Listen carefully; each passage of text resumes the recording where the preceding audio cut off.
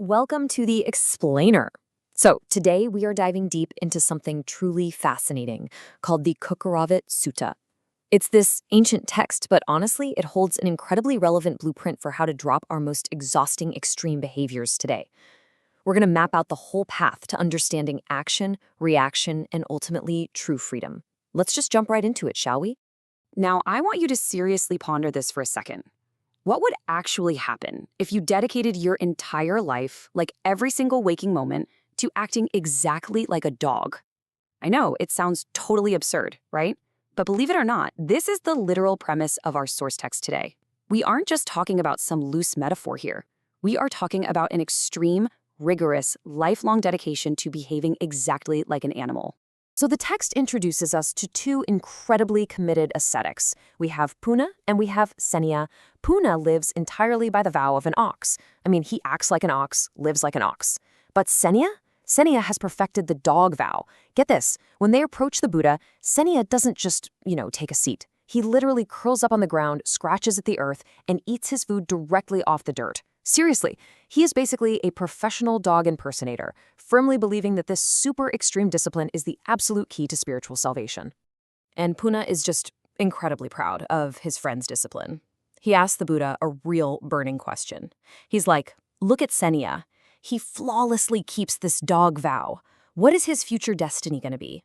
What's his reward in the next life for all this intense, back-breaking work? You can tell Puna is fully expecting the Buddha to just completely validate this extreme lifestyle. But instead of validation, the Buddha replies, enough, Puna, let it be. Do not ask me that. Oh man, the tension really ramps up here. Puna asks a second time. The Buddha refuses again. Puna asks the third time. The Buddha is actually actively trying to spare them right now, because he knows the answer is going to absolutely shatter their entire worldview. But finally, he relents. The Buddha then delivers this harsh, but honestly entirely logical prediction. He explains that if someone flawlessly completes the practice of a dog, they don't magically transcend into a god. No way. Their perfect dog karma simply leads them to be reborn as a companion to dogs. They literally become exactly what they've been practicing to be. And it gets worse. Holding the wrong view that this extreme practice somehow elevates you, well, that leads directly to hell or the animal realm. Well, hearing this, Senya completely breaks down in tears. And then the Buddha turns to Puna and reveals that his flawless ox vow is going to result in the exact same destiny. And Puna just breaks down too. But you have to understand, these aren't tears of anger toward the Buddha. Not at all. They are weeping out of sheer, absolute heartbreak. It hits them like a ton of bricks that years of incredible hardship were completely in vain, basically leading them down a total blind alley. Now, this heartbreak is actually the most beautiful moment in the entire text.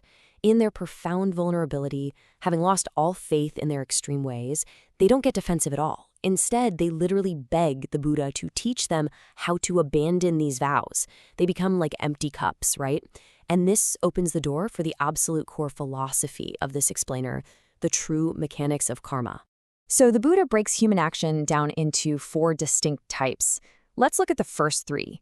First up is dark karma.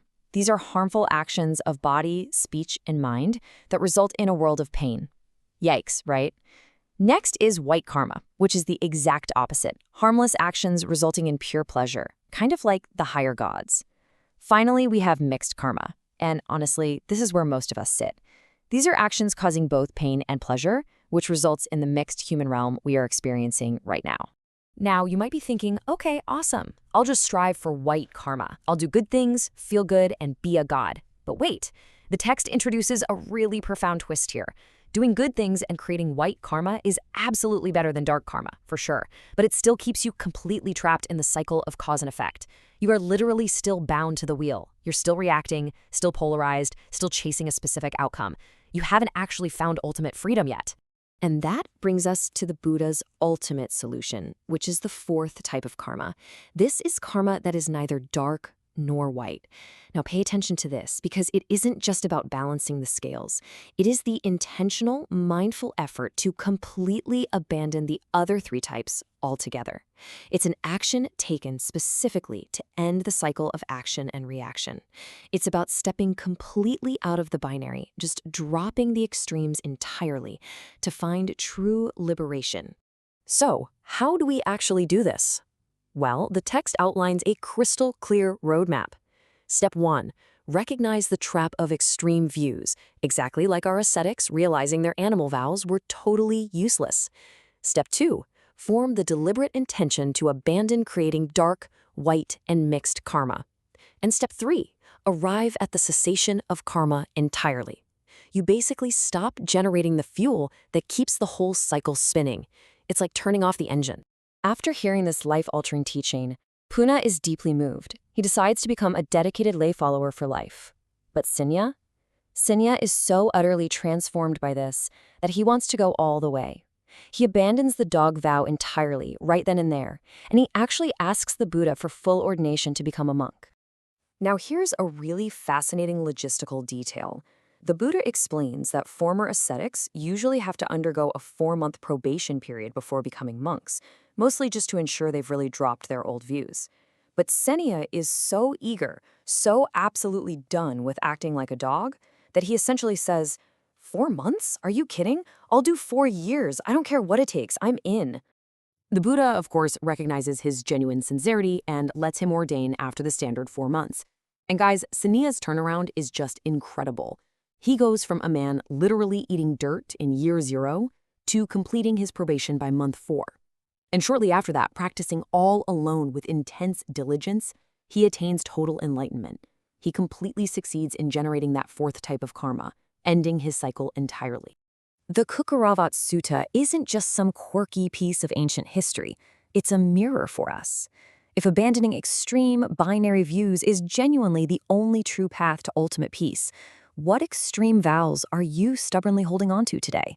In our highly polarized world, where exactly are you digging your heels in, thinking it'll somehow save you, when it's really just keeping you trapped? It's something to think about. Thank you so much for joining me for this explainer. Keep questioning, and I'll see you next time.